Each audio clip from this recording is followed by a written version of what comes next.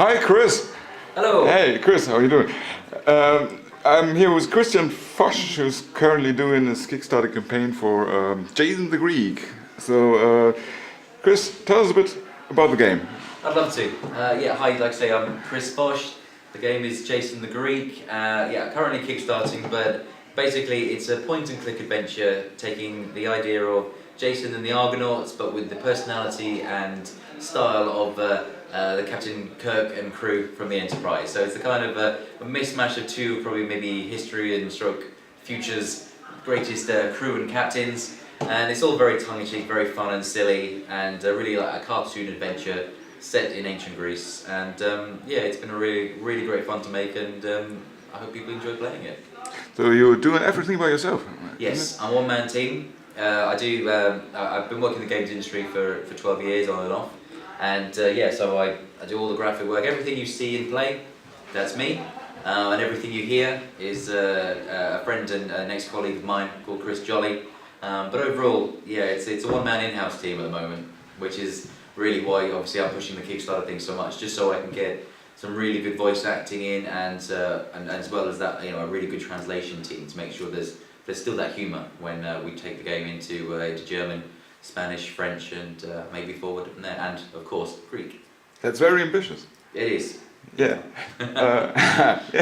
You've gone through hell through the last 3 weeks with your Kickstarter campaign, isn't it? I'm sometimes wondering, because it seems you're only working. You're doing a lot of stuff like the avatars for the backers, and then the statues that you're doing, and you have a lot of ideas. So how do you do that? I just don't sleep, I think, is the easy answer, because it's not something I really bring up much in the campaign, but I work for myself. So first of all, I have to keep working. So in the day I'm doing my job and that sort of thing. I'm doing game art and design work for clients, and then after that, I'm also a dad, so I have to take care of the family. And then in the evenings and late nights, I just get my Kickstarter updates in, and it's really replaced my dev time. So the only thing that's really perhaps not happened so much is just working through on the game. But the feedback I've got from the community has been just amazing. And whether I make my Kickstarter goal or not, the fact that I've got 300 people who seem to love my game as much as I do is just couldn't put a price on that. It's been fantastic. So hard work. Sorry, Mike. Hard work, but thank you all, and I really do appreciate every last idea and bit of help that I've had these times. It's been amazing. So, what is your experience from this weekend? We've been here, we are in the last hours, we have to say that, in the last hours of the AdventureX. It's currently nearly 6 p.m. and the doors are closing at 7 p.m. and you've been here also 2 days, always in talks with people. What's your experience here? Luckily for me, I didn't fly in 2 hours delayed and run in the doors like a certain someone here. But I'm not far out of London, so it's no trouble to be here for me. So being just with a mad group of adventure gamers, developers, gamers, players, sound engineers, you name it, it's just been incredible to be around people, to really talk and play new games, get new ideas and swap and share. It's just been amazing. Really good fun, full on couple of days. So really great time. So coming back to the game, tell us a bit about the story of Jason the Greek.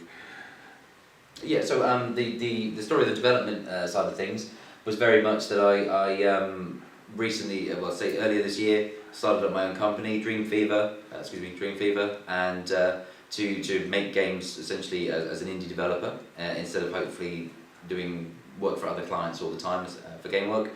And I really wanted to make a point-and-click adventure. It's something that I've always loved. It's something that I feel still a lot of people play, and more are playing it now. People are kind of finding the genre again with iPads and so on. So that was my focus.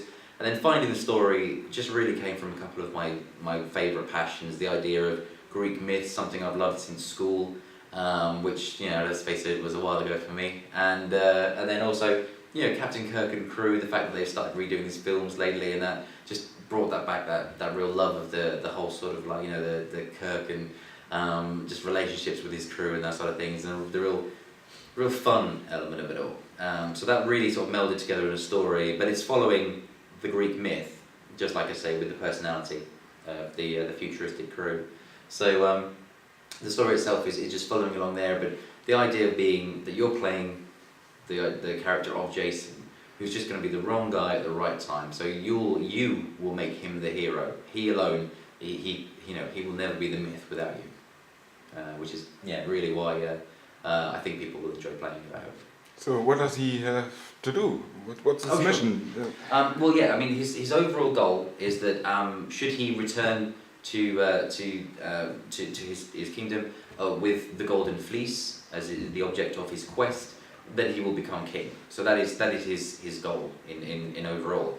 But to get there, no one really knows where the fleece is. So his quest is a journey with various parts. So right now I'm concentrating on chapter 1 of what I hope will be a three chapter game. And so really he's journeying to this first island where he hears that these people will be able to tell him more and just how it happens that this is an island only populated by women.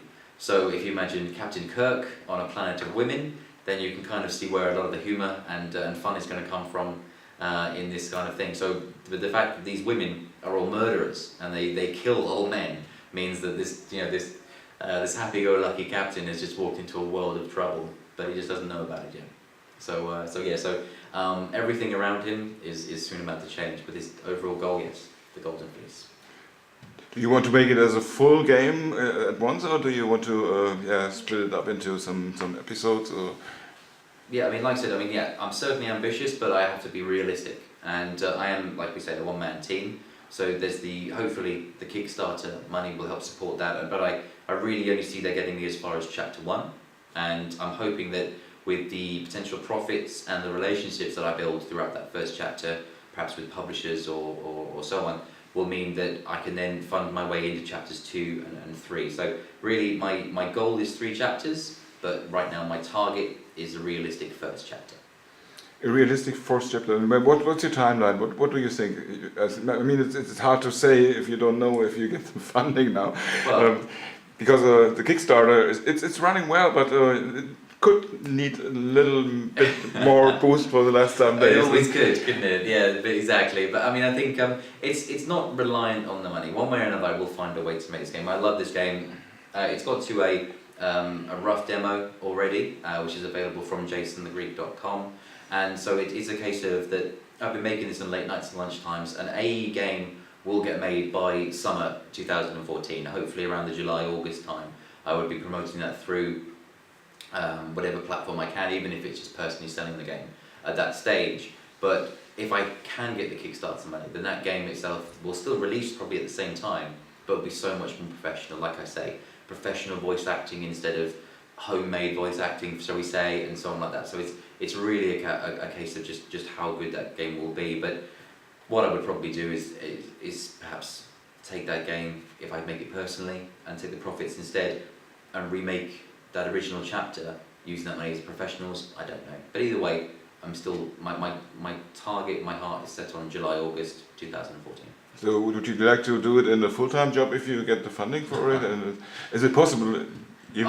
For a time, it would be absolutely possible. For a short time, I would be full-time, and within that time, I would make the game. I've written the whole story. I have the whole plans out. I've sketched all the artwork. So for that time, I am confident that I could get all my stuff, my content done, and then just take that short period from client work, and then in that stage, then I would be more of a director than so close on. I would have to be full-time. So it's all been calculated with a good amount of guesswork in there, and I think I feel very confident and very excited about what could happen next year.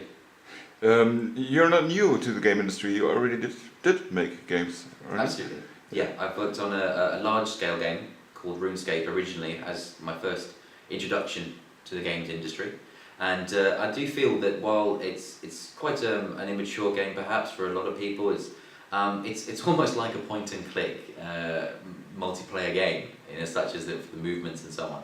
And it was a really good introduction to not only working with large teams, but also working on something that's commercial and understanding what fans enjoy and enjoying conversations with them and getting feedback into the game through fans and so on.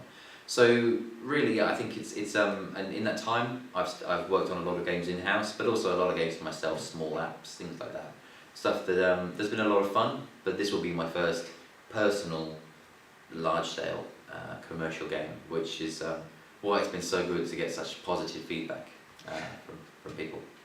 Now that you're nearly at the end of your Kickstarter, and you've already, yesterday and today talked to other people who are also doing their Kickstarter now, what would be your tips and suggestions for people who want to run a Kickstarter? What could they prevent what you probably have done wrong, or what could they do that you have probably done right? Absolutely. I think my golden rule would be would start early with press, with preparation, with even getting an idea of looking at other people's campaigns that maybe your project, whether it is a game or anything, is similar to really get an idea of just how they went through their process, their updates and so on. Pick a time of year. Perhaps I think for me, I don't know if it's a mistake as such, because it was as soon as I was ready, but the time of year is quite late, and I feel that perhaps this has worked against me a little bit. Their attention is elsewhere, people are getting ready for Christmas and different things, but I think just preparation, get organised, get some press attention, and get a lot of feedback on your product as well, and that side of things, and from people, and on forums and things like that, people who aren't going to be necessarily nice to you, because that's the kind of honest feedback, not looking for people to be nasty, but people to be honest with you and say, well look, this could read better, this video is a little bit long, little things like this. It's all about your passion, but a lot of preparation too. Kristian, thank you for your interview, and good luck with your game and also with the rest of the Kickstarter campaign. It was a pleasure to meet you, and thank you very much. Thank you.